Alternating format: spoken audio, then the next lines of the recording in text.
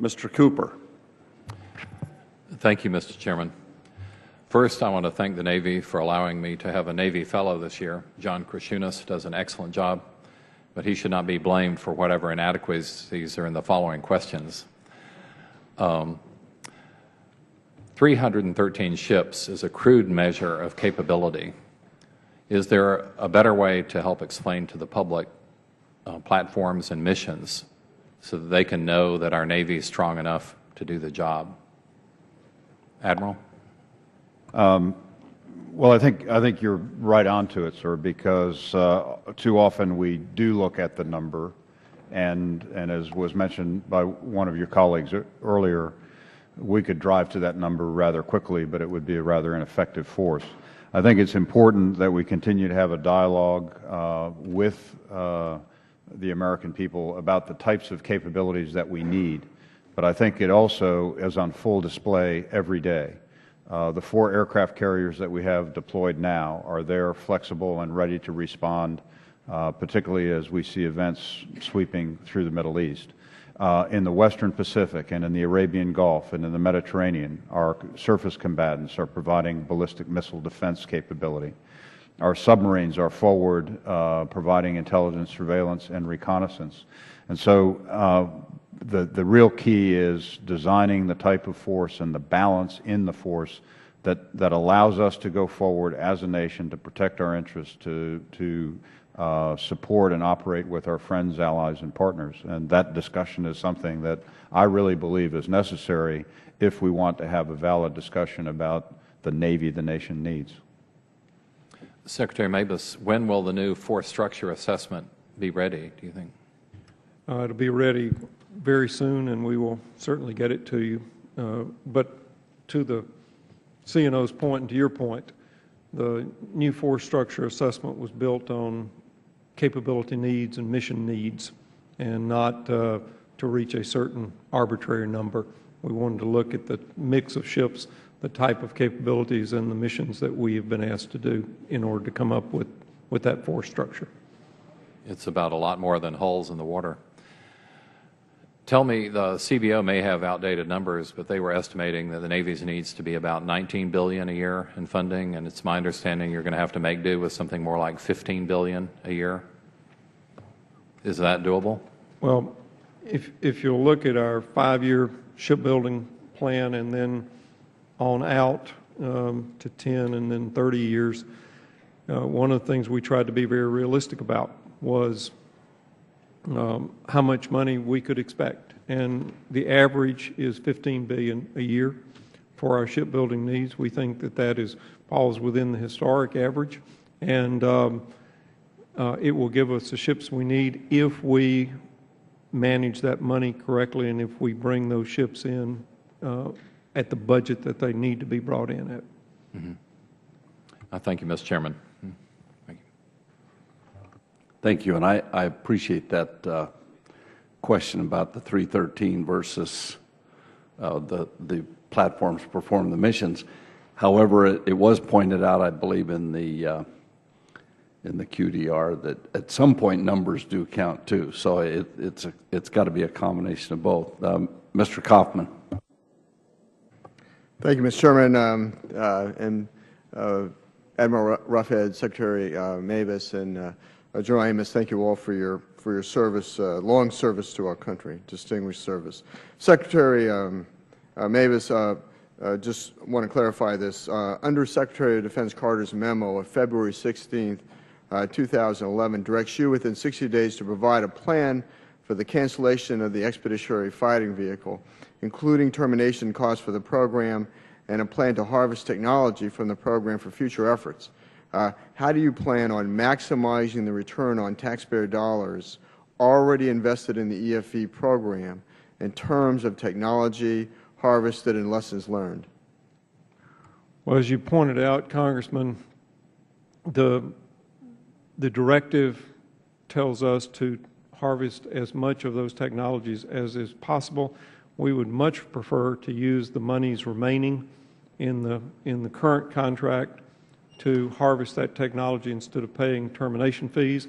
And so the plan that we're coming up with, to the very maximum extent possible, gets those technologies so that we can use those and use the lessons learned as we develop the next amphibious assault vehicle, as General Amos talked about earlier today.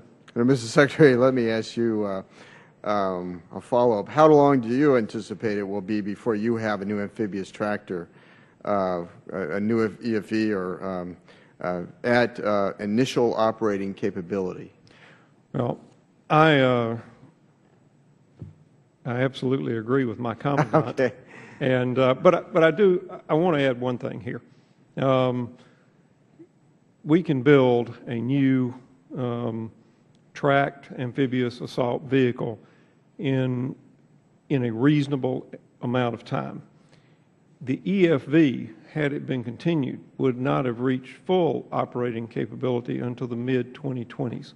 And we were going to have to take mitigating steps in terms of upgrading our AAVs, schlepping our AAVs, things like that, regardless of what amphibious assault vehicles that we were doing. And I think we ought to be able to build these things a lot quicker than we have historically. And as I said, I absolutely trust my commandant in his estimate. General Amos, any response? Sir, I think the benefit of, I mean, it's regretful that we spent $3.2 billion over the last 2.5 decades, and that pains me. I won't belabor why I came to the decision whether I want to recommend to my secretary. I won't do that here, but here's the good news out of this thing. We will take a lot of that technology, a lot of the capabilities that have been developed for the EFV, to include the remainder of this year.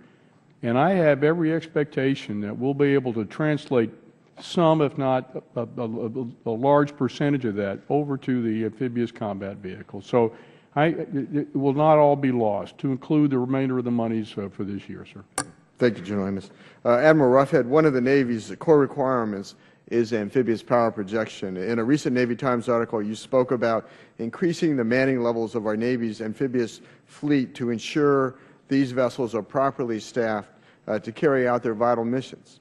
Given the personnel challenges, the problematic first deployment of the LPD-17 USS San Antonio, and projection of 30 operational amphibious ships in FY 2012, what other steps are you taking in terms of shipbuilding, operational readiness assessments, and service life extensions to ensure that the nation retains its ability to project power with our amphibious fleet? How effective have efforts been to extend the service life of the USS Nassau and USS Peleliu? Well, thank you, sir. A range of things we have underway. I talked about the manning. We leaned out some of these headquarters so I could put more sailors on ships so that the ships could be properly maintained. Sailors have the time now to go off to school to be trained in the skills they're going to need. We've moved maintenance back onto the waterfront again. That's also very helpful. We've put in place a structured, engineered life cycle plan to get the ships to the end of their service life. The other thing that we've done, and what we've been forced into by this continuing resolution, is some of those ships are getting ready to go into a midlife upgrade. And in order to make sure that I can get to that, those are some of the other, I'm canceling other availabilities to try to hang on to that midlife.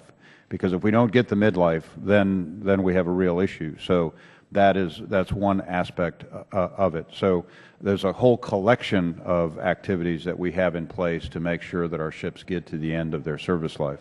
With regard to Nassau and Peleliu, I believe that we do have enough life to get them to where we now have them going out. But in any efforts to keep those ships for additional time, we will run into maintenance issues, and then also the manpower piece, because those sailors are destined to go on to the new force structure. So we have to keep that in mind as well. I do believe that we are through the woods on the LPD-17 quality issues. We have worked that very hard, and I'm pleased with how those ships are now starting to perform. But it's also a lesson to be learned that you don't take ships before they're finished, and that you really make sure that you're leaning on the quality early on in the construction process.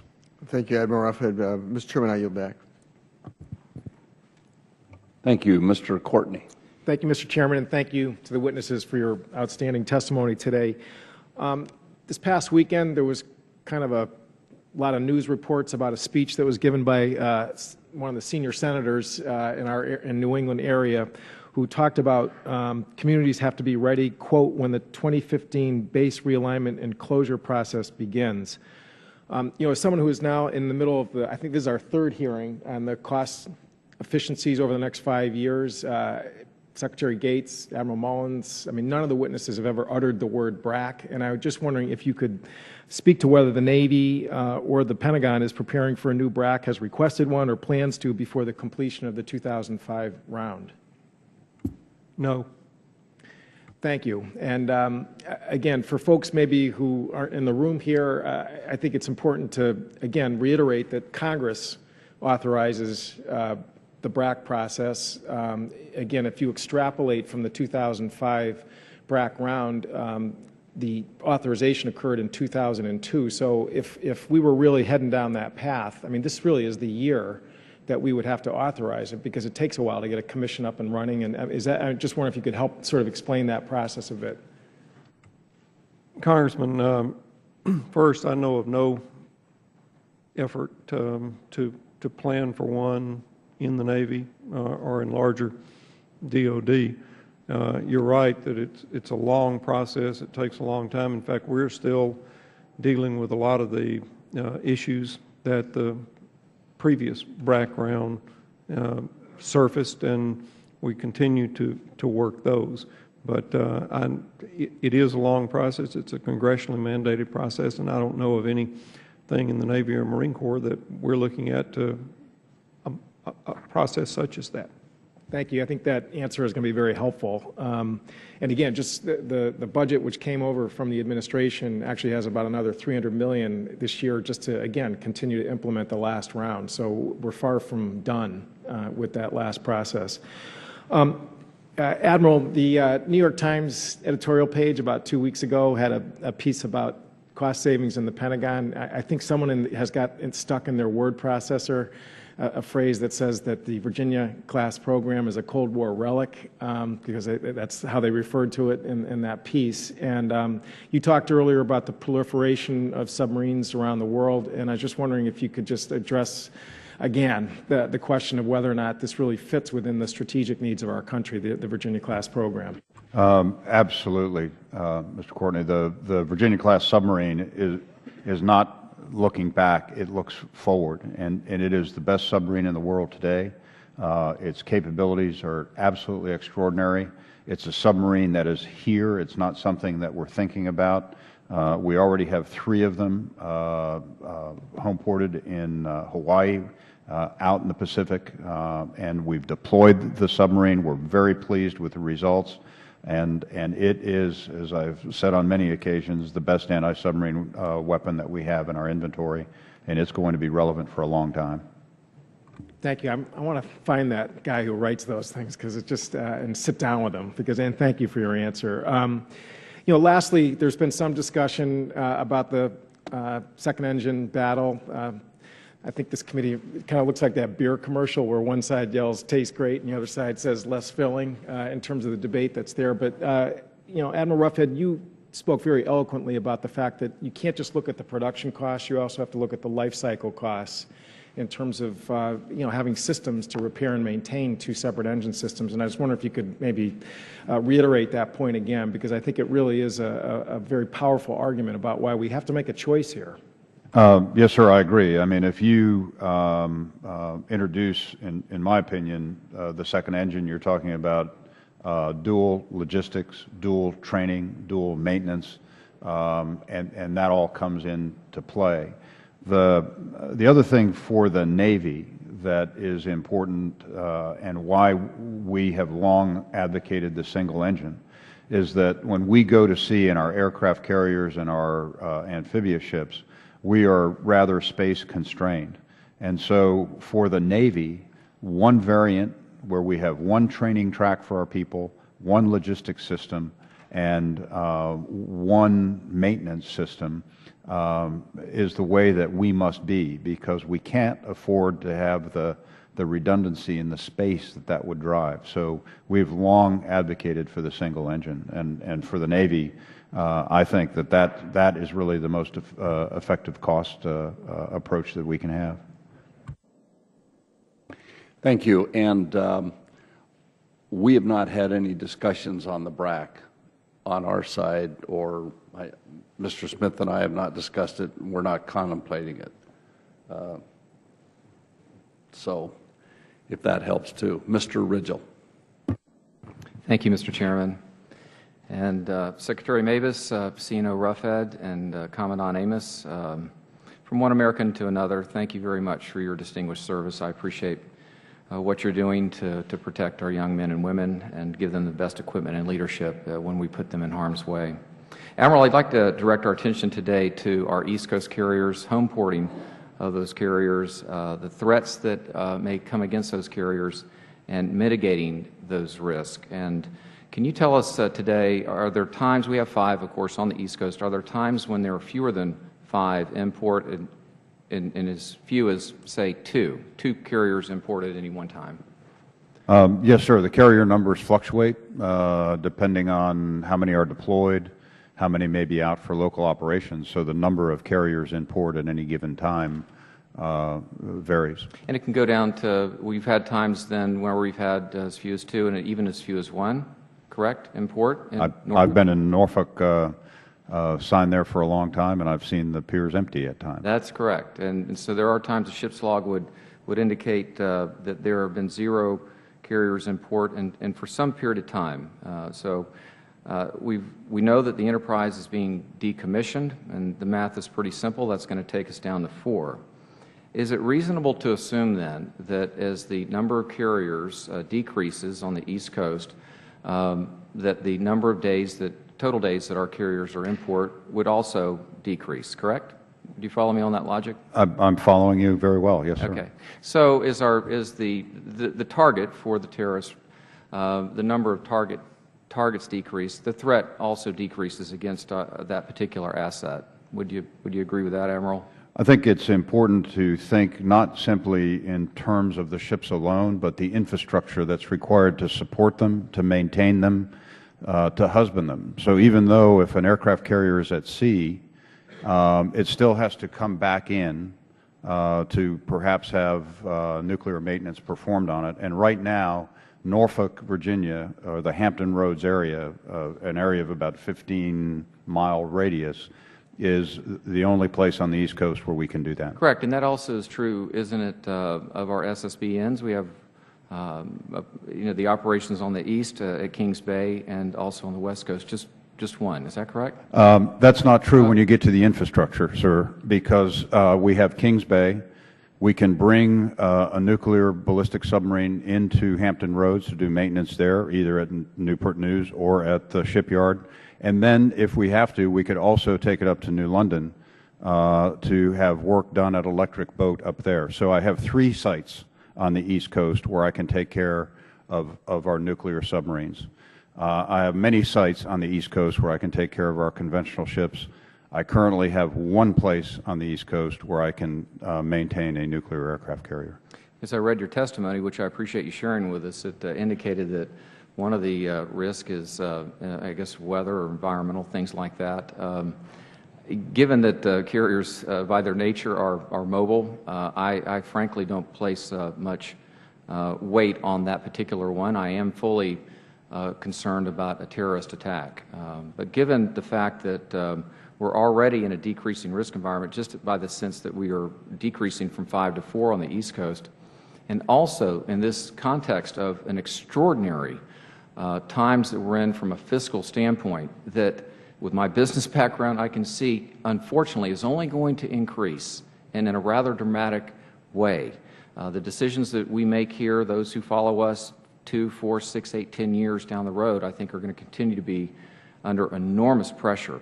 So it's disconcerting to me to see that Mayport still is a path that is being considered by the Navy for an East Coast home port for one of our nuclear aircraft carriers.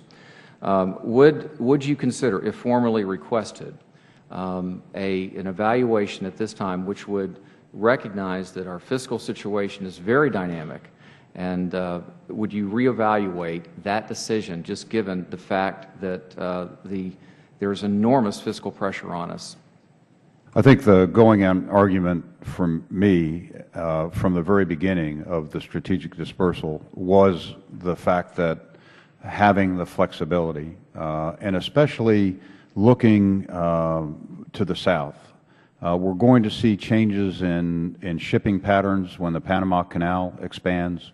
So the southern regions, I think, will become more dynamic, not less. I believe as we look out into the future, the approaches from the South Atlantic, particularly as Africa, really becomes more central to international security affairs and resources. I think having the strategic dispersal, having the redundancy and being able to take care of these very capital ships that we have on, will be more and more important to us. Yeah, Admiral, I'd say this. In a perfect environment, I would be fully supportive of more strategic dispersal. I do, as I look at our SSBNs and see that we really, in many ways, have not dispersed those assets, it's difficult to process why we're so committed in this extraordinary fiscal environment of dispersing the carriers. I think once it gets there, if there is one that is moved, you're dealing with one carrier, and then it goes to sea, and all those assets are, all the infrastructure is there for nothing, in effect. I would say that infrastructure is available to give us the redundancy that we need in the carrier force, but it's also maintenance capability that can be used on other ships of the Navy as well. Thank you for your time. Thank you. Ms. Pingree. Thank you, Mr. Chair.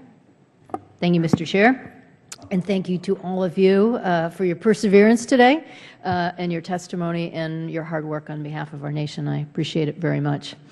Secretary Mavis, thank you for our recent phone call and your assistance and advice on the shipyard in my state, Bath Iron Works. But I want to talk to you today a little bit about the Portsmouth Naval Shipyard, which is in Portsmouth, New Hampshire, and Kittery, Maine. I'm pleased that the shipyard has continued to be a bright beacon in this hard economic time, both locally and for the Navy. With the delivery of the Virginia-class submarines, it's clear that the yard has a solid workload for years to come. And I know, Secretary Mavis, you visited the shipyard in 2009. Thank you for that. And you saw firsthand the extensive projects that are underway and the positive advancements in efficiency and technology that the yard has taken on. I am concerned, though, about the continued modernizations at the yard that are necessary to ensure efficient production. As you know, the shipyard has received strong support from both state delegations for many years. The shipyard is an economic engine for the region, which I know everyone says that about their local entity, but even during these tough economic times, the shipyard has been able to keep hiring, and that was due in large part because of the investments in efficiency that have been made over the years. I welcome, along with everyone else, the important efforts to reduce spending, but all the upgrades at the Portsmouth Naval Shipyard have been a direct result of congressional requests, or earmarks, as we used to call them.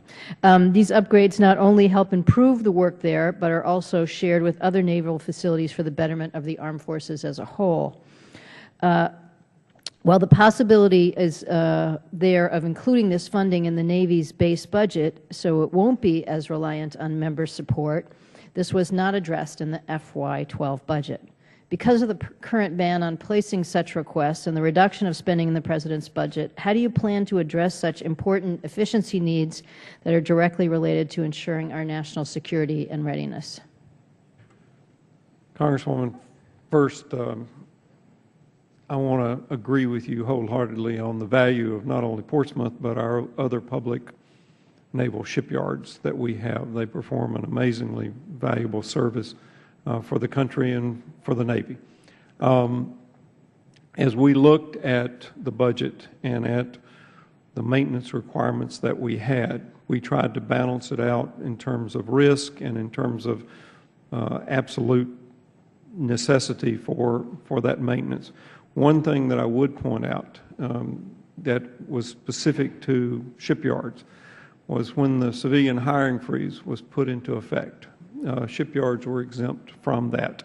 so that shipyards can continue to hire the skilled workers that they need to hire to meet these maintenance requirements. So I think we're addressing the needs in a fiscally constrained environment for not only Portsmouth but for the Navy. So I guess what I'd say is we've developed a habit over what I think is 30 or 40 years of the shipyard, which is an old yard but does great work, requiring upgrades and efficiency, but receiving all their support through the earmarking process. And while I understand we're in a transition here of how we do our budgeting, and we're in need of making tremendous cuts, and you had to be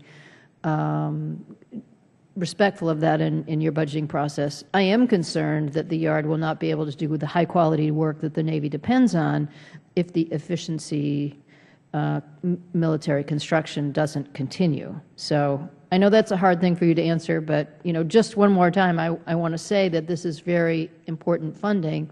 It's not in the President's budget, and it's not clear to me how we're going to continue that necessary work. I do appreciate that, and it is, as you pointed out, a transition period from one source of funding to migrating to the Navy's base budget, and that and a lot of other things we will be taking close looks at, because I know that the C&O maintenance and the maintaining of the fleet is among his very highest priorities, as it is of mine. Great. Well, I appreciate your answer, and I know you'll continue to hear from my delegation and that in New Hampshire as well. Thank you. Mr. Young. Thank you, Mr. Chairman. Thank you, Admiral, Mr. Secretary and General, for being with us today. I appreciate your service to our country and for your stamina here today. I wanted to follow up, Admiral Roughead, on your mentioning in a general way the Navy's efforts to restructure how it deals with cyber. And I would like if you could specifically speak to the current status of the 10th Fleet and its interface with other entities within DOD or within the Department of the Navy with respect to cyber, and whether those relationships are now clarified. Yes, sir, and I've been very pleased with how 10th Fleet has come on. It's only been in existence now for a little over a year.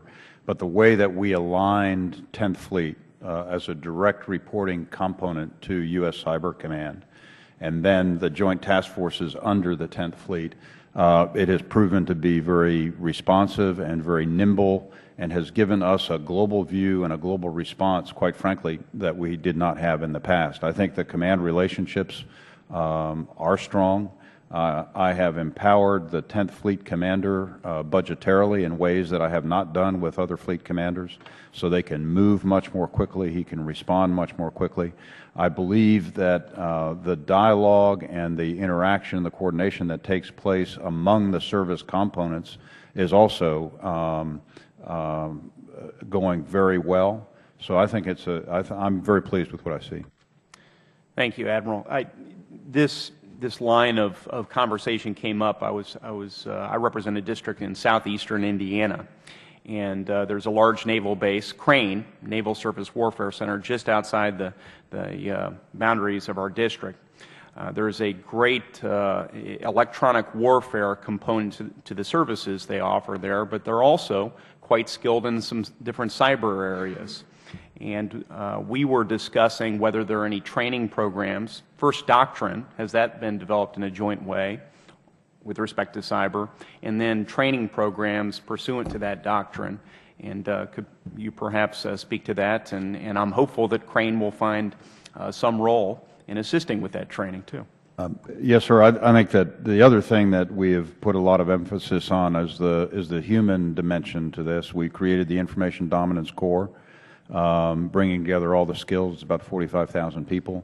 We in the Navy have the Center for Information Dominance, essentially the schoolhouse for all of the services down in the Pensacola area for the Navy.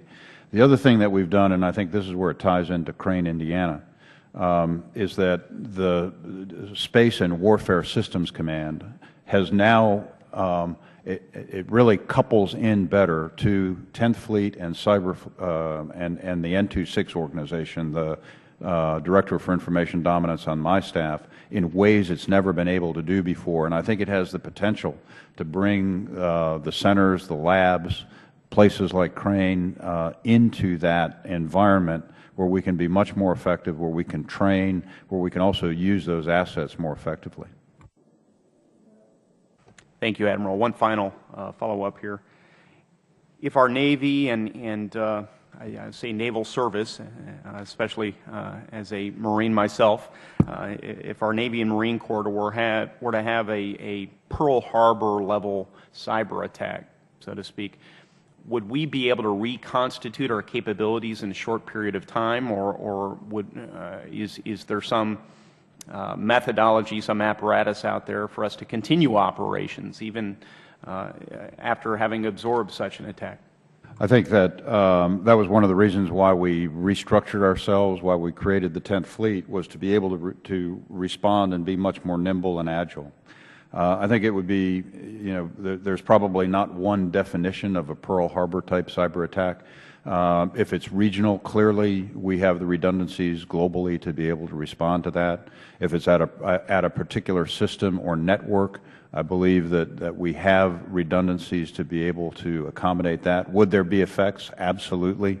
But that's why we put in place the structures that we have. And as you know, this is really an evolving area. But I believe that how we've postured ourselves organizationally and with our talent today and the young sailors that do this, they're absolutely eye-watering. I believe we're well positioned to go into the future. Thanks so much. Thank you. Mrs. Davis. Thank you, Mr. Chairman, and thank you to all of you for your service, for being here, and on a personal level for always being available for questions.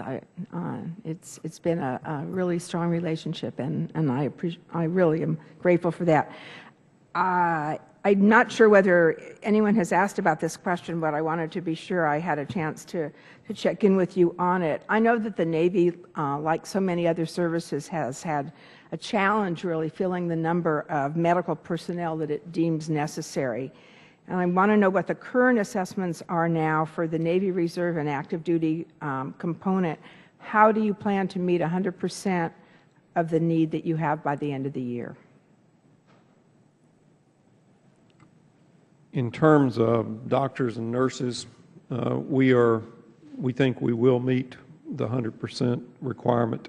Where we are continuing to have some issues is with psychological health professionals, and we are trying to cast as broad a net as possible. We're also doing incentives to come in to naval service for people like that, and also incentives for remaining on active duty. But as you pointed out, the medical corps, whether doctors, nurses, or on the battlefield, corpsmen, constitutes one of the strongest links that we have to take care of our sailors and our Marines. And it's something that CNO, the Commandant, and I focus on in a very strong way on an enduring basis. And one of the great strands in that link is Balboa and the work that they're doing with our wounded warriors on things like amputations and bringing our wounded warriors back into either the service or the civilian community whole and ready to move forward with their lives. It is an extraordinary job that's being done for those who've been severely wounded. I would certainly agree with that. Our numbers would indicate that the reserve is coming close to the 100%, but the Navy really is still falling quite a bit below that, somewhere in the neighborhood of 55%. Are we just off in seeing that? I think we are challenged a bit on the reserve side because, as you know, many of the reserve is filled with people leaving active duty. we don't have as many people leaving active duty as we used to, so there are some challenges associated there. But we really have stepped up the efforts in the active side. As the Secretary mentioned, in the mental health area, right now we're about 139 short out of around 830 or so professionals. But I would submit that that's a national issue that we're dealing with as well in the area of mental health. That there is a greater demand than there is a supply for that. But we continue to work this very hard, and we'll stay in very close touch with you and with your subcommittee on this. Mm-hmm. Can I turn to the issue of tuition quickly, because perhaps you haven't had a chance to talk about that. I understand that the Navy has begun to track the tuition assistance programs to gain a better understanding of how sailors are actually using this money, and you've distinguished between the profit and the not-for-profit schools. Could you go into a little bit of detail regarding how these degrees are being used, and if there is a difference between the degrees attained from these institutions? Ma'am, I'll take the question on the differences in how we're using the degrees between profit and nonprofit. I'd like to take that for the record if I could. But we have given our tuition assistance programs a very hard look as we look across all of the programs that are available to our sailors, whether it's the GI Bill and the transferability, tuition assistance, and then My CAA is another program, to see how they all fit together. We did put in place some guidelines, some new guidelines on the tuition assistance. We want it to lead to something, so we wanted sailors to have a plan. We also put some restrictions on the first year of service, because as a sailor comes in and checks into a command, they may take on some educational obligations that then become a little difficult to deliver on because of the pressures of their jobs. So we have put some more structure and some more guidelines in place. May I ask very quickly, General Amos, has the Marine Corps stopped giving tuition assistance and relying only on the GI plan now, understanding the constraints that you're under, but am I representing that correctly? Well, ma'am, I'm going to have to come back to you on that for the record as well. What I know today is there's been no change in the way we've done business over the last 5 or 6 years. But let me double check, and I'll get you an absolutely drop-dead accurate answer. Okay. Thank you very much. Thank you, Mr. Chairman. Thank you, Mr. Hunter. Thank you, Mr. Chairman. Admiral General, Mr. Secretary, I've got a question that stems kind of from what's going on when it comes to Libya, when it comes to Bahrain, when it comes to Egypt, when it comes to all these places that we're in, and we're not completely thrilled with their form of government, but we know we have to be there anyway, and we are, and we're going to stay there as long as we have to, I guess you would say. But we'd like to operate from you could say, a floating platform. Admiral Roughead mentioned it earlier. We have airfields on aircraft carriers, obviously, that operate anywhere we want them to operate. And I think there's going to be a point in time that I can see in the next decade or so where we have to leave some of these places where we've been operating simply because we cannot support their type of government, whether it's a semi-tyrannical rule or a total dictatorship, but they let us use their area. So my question then goes to shipbuilding, and I've been reading this, General Amos, this the posture of the United States Marine Corps. It's a motivating document, and a lot of talk in there is about projecting force. So when it comes to the number of amphibs, your number is 33. That's the minimum. I believe you have 31. You would like 38. So as we're moving forward to this time where we might be having to pull off of our land bases that we've established at various places throughout the world, which in my mind makes amphibs that much more important, why are we operating at the bare minimum? That just doesn't seem to square with me. Mr. Secretary, maybe, or General, or everybody, if you don't mind answering that. Thank you. Congressman, thank you, and I'll give an overview and then ask General Amos to talk to it as well. Several years ago, the Commandant and the CNO sat down and looked at amphibious requirements, and in an unconstrained environment, 38 is is the number. 33 can get the job done that the Marines need to get done in terms of getting 2 brigades across the beach in a contested environment. We are building toward that 33.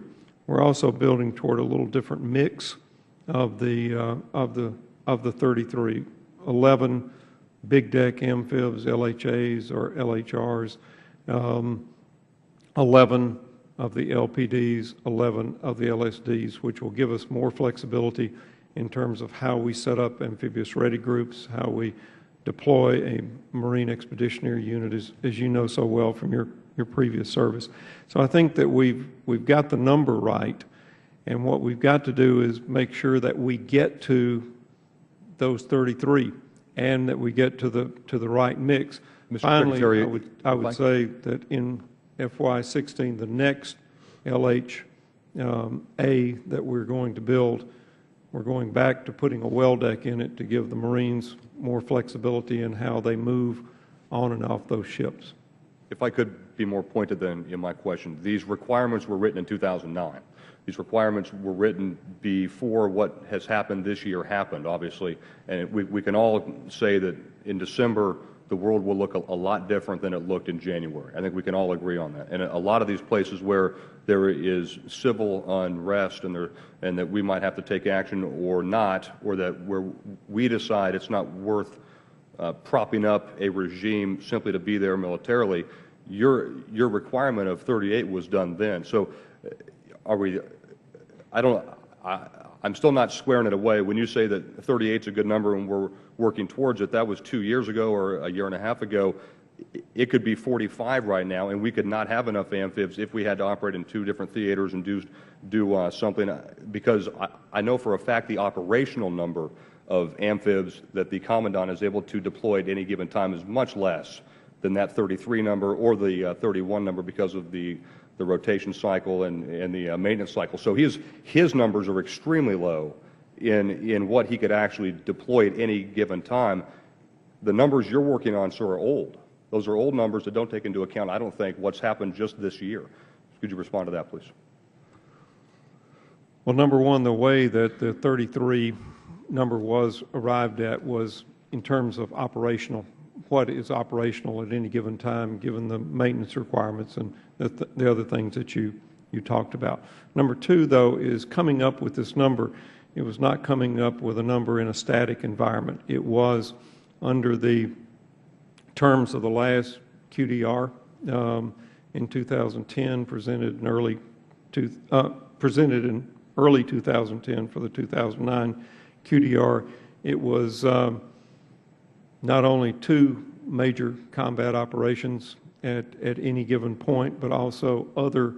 The force was tested against 3 different scenarios, which included 2 major combat operations at the same time, but also other things that were unforeseen, that you could have a situation occur in a specific area of the world in addition to the major combat operations, which I believe is what you're getting at.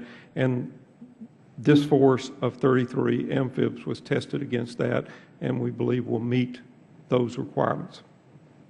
Thank you, gentlemen, for your service, dedication, and unwavering duty. Really appreciate it, and so does the nation. We're all lucky to have you. Thank you. And just for the record, we were talking about 33 like we have 33. My numbers are that we currently have, or will have by 12, 30. We won't have 33 if everything goes right until 2017. That's correct, Mr. Chairman. Mrs. Hanabusa. Thank you, Mr. Chairman, and thank you, gentlemen, for being here. First of all, I'd like to thank Admiral Ruffett, who I remember from Hawaii and your years there.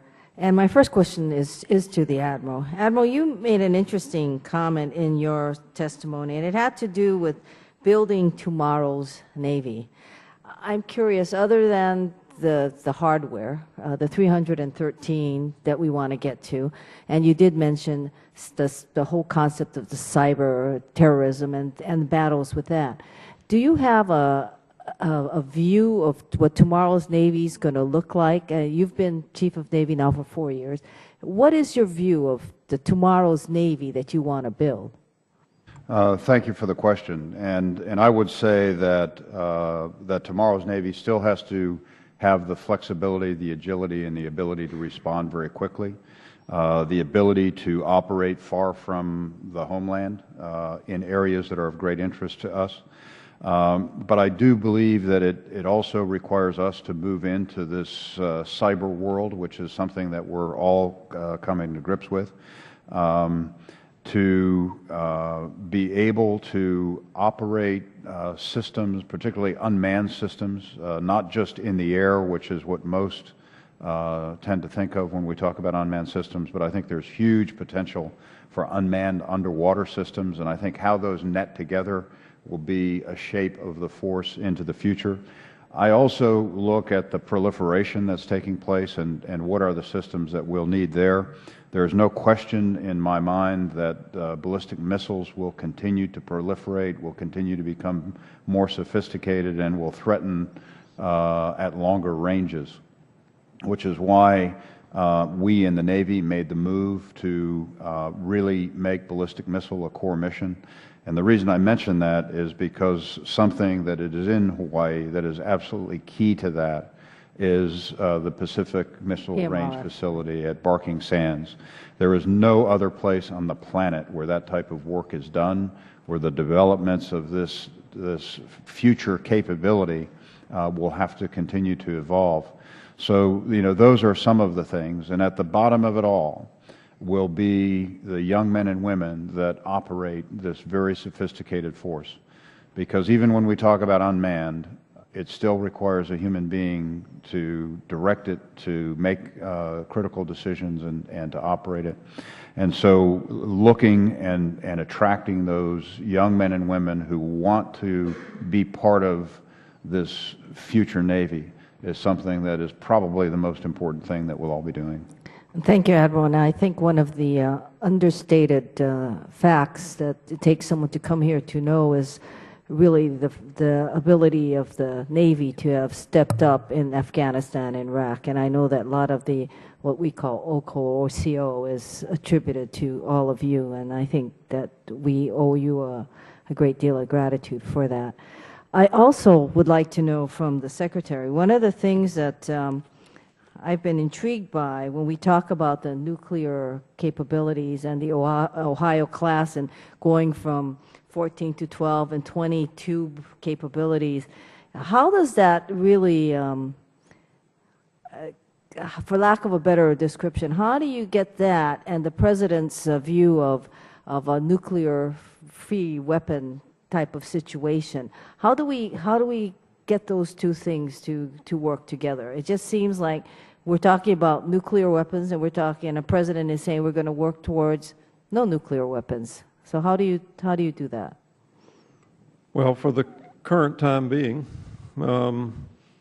we have a triad of deterrence, and our Ohio-class submarines provide one leg of that deterrence. And I think that it's a critical national mission today. We hope to work toward a reduction in that, but until that day comes, I think it's incumbent on us to not only have that capability, but for it to be credible, for it to be up to date, and for it to be very survivable. One tube, what is it capable of doing? It just seems like 24 to 20, there may not be that much of a difference. I mean, you're talking about nuclear weapons, aren't you? Yes, you are, but you're also talking about in terms of what the mission is and what targets would be under consideration. And in terms of coming up with the number of tubes, we have looked particularly with the uniform service of what the requirements are, what the mission is for this submarine, and we feel confident that the number of tubes that we are laying in for the Ohio-class replacement will meet all the missions that we have. Thank you, Mr. Chairman. Mr. Jones. Mr. Chairman, thank you very much. Mr. Secretary, I see you sitting there beside the Admiral Roughead and General Amos. What is your title? Secretary of the Navy, sir. Secretary of the Navy. Okay. In 1947, the National Security Act stated that we have 4 equal services. In fact, it says Marine Corps, Army, Navy, and Air Force as the 4 services given statutory missions. So I would assume, in my mind, that means they're equal. Many times in the 16, 17 years I've been here, I've heard many times that the Navy and Marine Corps are one fighting team. Would you agree with that statement? One fighting team. Yes, sir. One fighting team and one family. Right. One family. Well, I'm pleased to hear that because, I want to thank the chairman and the previous chairman who have been very supportive, going back to Duncan Hunter, of believing that the family should carry one name, and that name would obviously be Navy and Marine Corps. I have another issue, and I would like to bring this up, but time goes so quickly. But I can assure you that I hope you've been to see the Navy football team play since you've been Secretary of Navy. I have. So far, they haven't lost when I've gone either. Well, I'm sure the Navy and Marine Corps loves to hear that, and I mean that sincerely. Well, a few years ago, we were here on the weekend, and the Navy was playing Notre Dame, and for the first time sitting in my office, I happened to observe that on one sleeve it has the Navy anchor. On the other sleeve it has the Marine emblem of the globe and anchor. I guess you've noticed that on the jerseys. Yes, sir. Okay. Well, again, we will fight this. We had 423 co-sponsors in the House last year. Pat Roberts had 80 senators, and I made the statement you couldn't get 80 senators last year that agreed there's a Santa Claus. So we're going to take the same fight up this year. We believe that it's the right thing to do to show that the families are fully and clearly recognized as 4 separate fighting teams. And even though the Navy and Marine Corps is a family, and we appreciate that, they should have the coach of the team or the leader of the team should carry the name of both. It's a tragedy when a Marine dies in this country, and I have a copy of a letter, that when a Marine dies, he receives a letter from the Secretary of Navy, Washington, D.C., with the Navy flag. Nothing in the condolence letter about the Marine Corps, nothing. Yes, it does have in the first paragraph where it has the name of the Marine who was killed, that he was a Marine. But in the heading, the family's name in the heading, there's nothing about Marine Corps. So thank you for your precise answers. I appreciate that very much. I want to go back to a point now. I have received letters from you, Mr. Secretary, and the new Commandant and previous Commandants about my concern about clearing the name of 2 pilots who were killed in Arizona. 19 Marines were killed when they were asked to do something they never should have been asked to do because the plane was not ready. In the 1 minute I have left, I have a copy of the guidelines for the British Royal Air Force. If there's a plane crash, this is the guidelines that they try to follow. And I don't have the time, and you wouldn't have the time enough to ask you but one question. I want to go to the part that deals with guide to the consideration of human failings. We call them human factors. They say human failings. This is the question. I'd like to know if you agree with this or not. I realize these are the British regulations and not yours or not ours. Maybe I should say it that way. Only in cases where there is absolutely no doubt whatsoever should deceased aircrew be found negligent. Would you agree with that?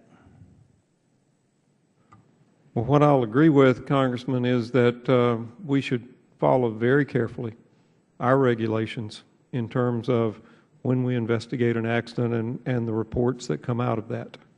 Mr. Secretary, that's fine, but I would tell you that your rules and regulations, when dead men cannot speak for themselves, and dead men were put in a plane that should not have been doing the procedure it was, then we need to follow what the British say, and I'll repeat it again.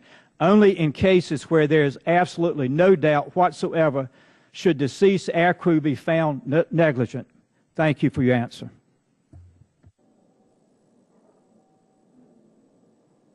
Thank you. Mr. Larson. Thank you, Mr. Chairman. Admiral Roughead, I think I'm expecting a letter from you by Friday regarding the P-8s, and so I won't, that's all I'll say about it. You can thank me later. But with regards to Aegis and looking at some other issues on one of the other subcommittees I have, strategic forces, of course I'm also on sea power, can you discuss the sea-based missile defense requirements for our surface combatants? I know they're still in review. Has there been progress in determining what the requirements are for the Navy to meet the requirements of the phased adaptive approach, and what kind of timeline are we seeing? What investment do we see in this budget, and what kind of timeline do we see to meet those requirements? Yes, sir. Thank you. We are moving forward on phased adaptive approach. In fact, the first ship in the first phase will be sailing this month to be part of the phased adaptive approach in Europe. We also have been maintaining another ship in the Mediterranean with ballistic missile defense capability. I do believe that we've been able to settle on the number of ships that are required, and that's what really drives the request in this budget to ramp up the number of ships and then the number of interceptors. Those ships are still going to be very busy. There's no question about that through this 5-year plan that we have in place. But we have closed in, and your support to get us to have the 41 BMD capable ships by the end of this FIDP is going to be very key to minimizing the stress on that BMD force. Just a question on that. Is the Navy's plan to make these primarily BMD ships first, or are these going to be sort of on call for that? That is, obviously they can do everything a destroyer can do, but are we going to ask them to be BMD first? They will receive more extensive training in BMD. They'll be heavily focused on BMD. We'll make sure that they are exercised routinely in BMD. So that will be an overriding case. But as you mentioned, these are multi-mission ships. They can do much more than that. And in fact, in this past week, USS Stout, which is the BMD ship in the Mediterranean, is the ship that escorted the ferry that was carrying the Americans from Libya to Malta. So we can't simply say they're BMD. We expect them to do more. They will do more, but they're going to be the BMD horses of the Navy. Great. With regards to next generation jammer, do we have a timing on the fielding of that? I know we're just, the budget just starts putting money into it, but what's the timing on fielding to replace AL-399? I'll get back to you on the exact timeline on that, but clearly by the end of the decade is where we want to be with that capabilities. And that'll be able to shift to the 35, or I'm sorry, to the 18G? Absolutely. Yeah. Yes, sir. Yeah. And Commandant, is the Marine Corps anticipating that the 35B will have electronic attack capability, or is that going to be, I'm not quite sure, is that going to be all in the Navy now, or as you move away from your EA-6Bs? Congressman, when we transition from the Prowlers to the F-35B, we will have a significant electronic warfare and electronic attack capability in that airplane, resident just the way it's coming off the line. So it's pretty significant. There is every expectation that they'll take the next generation jamming pod that's being developed or is developed now for the F-18G, and more than likely translate that to the F-35B. So it will be an electronic attack capable airplane. Okay, that's great. We've been tracking that. A few of us have been tracking this progress for a while. Perhaps Secretary Mavis, so you don't get off too easy. Again, we're going to be discussing these issues of satellites and probably in strategic forces, but the mobile user objective system programs experienced significant challenges, has had increased costs and further schedule delays, and don't feel special. We can apply that to a lot of our satellite programs. It's something we've all been watching and trying to get on top of. But it now appears to be on track for first launch in 2011 this year. Do you have concerns about any capability gaps, or have we looked at alternatives to fill those gaps until this is up, as well as any gaps once the first one's up until we get further buses launched. You're correct on all these things, and the thing we're looking at to fill any capability gaps is commercial service on a commercial satellite to make sure that we don't have the gaps, because this is such a critical component of everything that we do. Great. That's great. Thank you, Mr. Chairman. Secretary, Admiral, General, thank you very much for your time here today and for your responsiveness. I'm sure we'll continue to work together as we go through the budget process. This hearing is now adjourned.